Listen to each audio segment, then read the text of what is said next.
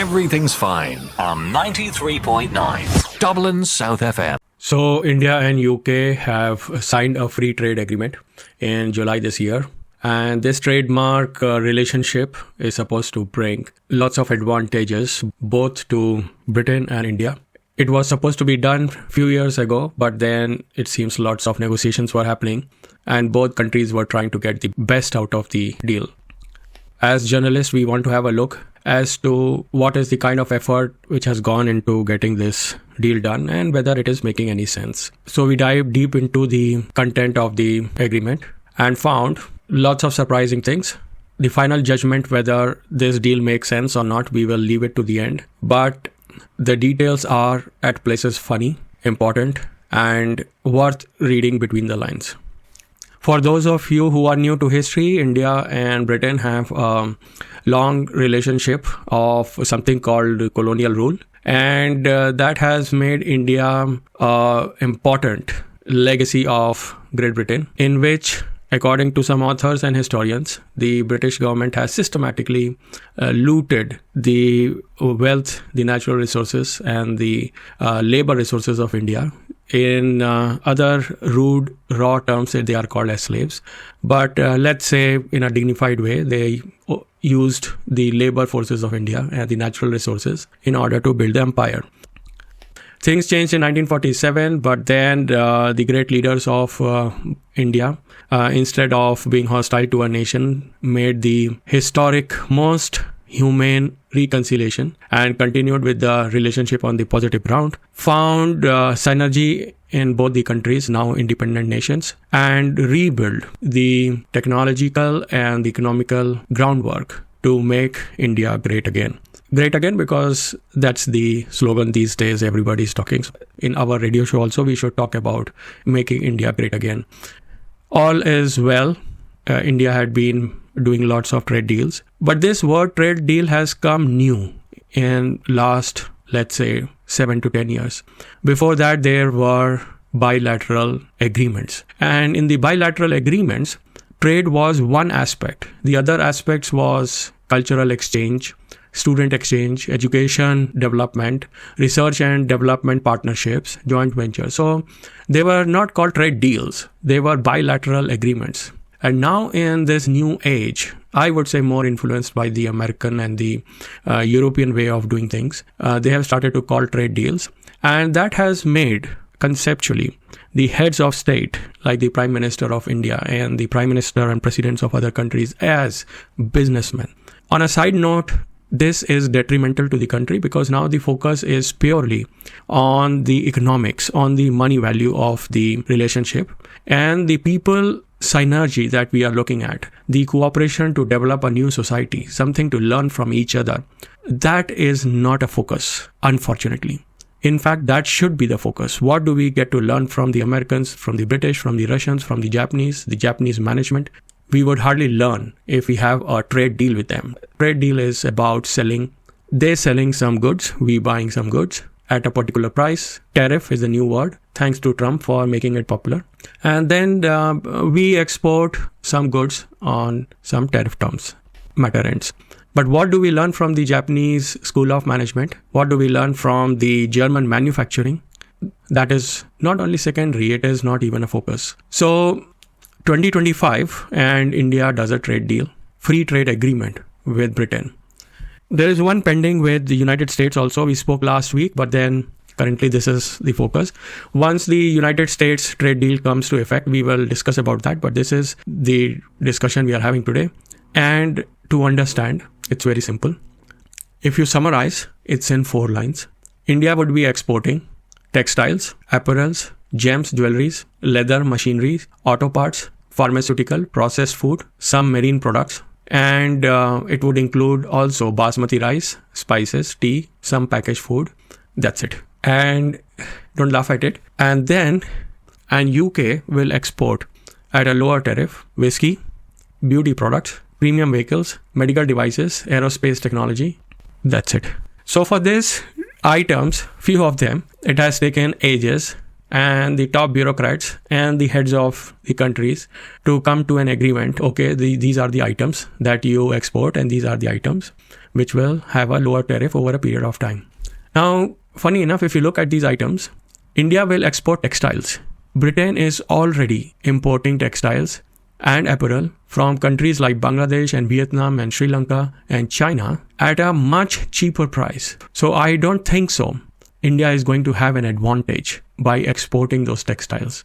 Pharmaceuticals is one piece where Indian generic medicines are important, and they are being exported to most of the African countries and the developing economies. How far Britain would be willing to take the Indian generic drugs is a question mark. Of course, there is pressure on the government of Britain to bring down the cost of the National Health Service. But then the volume, I don't think so, is going to matter much, because the pharma industry's its own game plan is against the use of generic medicines, and their lobby and clout in the National Health Service and the government to use the latest and the greatest of pharmaceutical innovations is going to push against the Indian generic medicines. Basmati rice as it is, Britain gets it from India, Pakistan. Spices, how can the trade agreement have spices on its agenda? The entire colonization has been based on spice trade. Didn't the bureaucrats and the heads of state didn't understand the history, this part of history called spices, spice trade, which brought about the exploitation of the world and the East India Company. But then this is going to be a duty-free access for the Indian agricultural exports for basmati rice, tea, spices, and packaged food. So these are very low value items which India is very happy to export to Britain. On the other hand, India will import whisky, beauty products, and premium vehicles. Now we need to understand that India doesn't need whisky. We already have drinking problem in the society. State after state campaigning against alcohol. We are finding the ill effects of alcoholism. The state where the Prime Minister, Mr. Modi, comes from is a dry state. Bihar is a dry state. So how come the Indian Prime Minister comes to Britain and then says, oh, well, we would like to import whiskey to the country? So generally, in principle, this is going against the very grain of the Indian Prime Minister and the Indian society, which is gaining traction against the consumption of alcohol. Beauty products are another one, where we find that the labels are British, but they are not being manufactured in Britain. And there are better beauty product labels which are being sold already in India. So I don't see a value add that the British brands would bring into India as far as the beauty products are concerned. Yes, they may get an opening, and for some status symbols, people can use them. Whether it will make Indians look better, I have my doubts. The premium vehicles will have the tariff reduced to 10% over a period of time. We should understand that the premium vehicles like Jaguar and Land Rover, they are Tata Group companies. And therefore, it is one Indian company who is going to get advantage of selling its manufactured vehicles back into India. So it is the British Indian balance sheet versus the Indian balance sheet, which is going to get reconciled here, which is going to get merged here. And I don't see there is going to be a national advantage except for the Tatas. The medical devices is one area which Britain is going to export to India at a lower tariff. And I did some research about these devices and the companies which are making those. And to my surprise, I found that among the top 10 device manufacturers of Britain, who are not relabeling their products, they are making small-time catheters and small invasive devices, which I think Indian manufacturers themselves can make it. In fact, some of the companies I researched about the medical devices, so-called the British labels, they are getting manufactured in Malaysia and Egypt. Now, how does this work in this free trade agreement? I cannot say much. And why it makes sense that a piece of device, small device, which is made in Egypt for this medical company, British medical company, comes to India at a lower tariff. Another piece of research that anybody can do, the most crucial device in the medical field today is the MRI machines, the scanners. And that is where the diagnostic starts before anything else can be done to a patient. And the companies which are best and the greatest MRIs are the Philips, the Siemens, and GE Healthcare. They are not British. So what is it that Britain is going to offer India as far as the medical devices are concerned? So the last item we came across was the aerospace technology. Yes, there is some research going on by the British aerospace engineers. They had made the Typhoon aircraft or the Jaguars, the fighter jet that Indian Air Force had, but now we are not dealing with that. It's the French Rafales, which again was going to be a bankrupt company, and the Indian order recovered and brought back that company into the greens. So Rafale and the Dassault are the ones where India is dealing with, but they are French. The Rolls-Royce aircraft engines, Indian commercial aircraft would need them, and that is where the tariffs can have an advantage. But I do understand that whenever the Indian airlines are doing a deal of buying the Boeing or the Airbus aircraft, they are also doing the deal for the spare engines and the other spare for the aircraft. I'm not able to see argument as to say Indigo or Air India doing a deal with Airbus, which is not necessarily a British company, but it's a European company with multiple European partners. They would buy separately a British Rolls-Royce engine and hence the tariff advantage. So all these items on the free trade agreement is ridiculous, and they are necessarily not giving any advantage that India should actually feel proud of or say, well done. We are in an advantage and our general population is going to benefit out of it. So what are the great misses that we have in this free trade agreement? The Indian students, the parents these days, have status trap of sending their children to British universities. And whatever the name and fame of the university, the size or whether the credibility of the university, some of them are even worse than Indian universities, but then there is a British tag to it. Indian students end up paying 2.5 to 3 times the fees of average British student. The trade deal has no clause or any agreement that the fees of Indian students coming to Britain will be reduced at a particular rate. If it is 3 times, it should have been at least equal to the British students, because at the end of the day, the Indian education has got depleted because of the colonial rule. And that advantage, that agreement, that reparation, that compensation must be passed on to India. And therefore, I would have fought for the Indian students to get a fee waiver or equivalent fee to any British student. So nothing on this agreement. There is some mention about the Indian chefs, musicians, yoga teachers, and IT experts. There are more employees in the Indian restaurants in Britain than the workers in the mines and steel industry of Britain at one time. The history goes back to 1920s and 30s when the dock workers from Bangladesh, at the time United India, they were brought in and they started the restaurants. And today, Britain has at least 1 or 2 Indian restaurants in every street of Britain. So do we need chefs? There are 3rd generation, 4th generation chefs already working in Britain.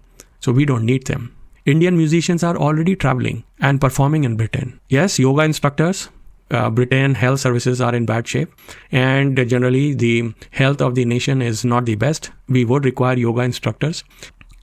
And IT experts, there are 2,000 GCCs, global capability centers of various companies from the world, including Britain, working out of India. So travel of IT experts is a rare phenomenon now.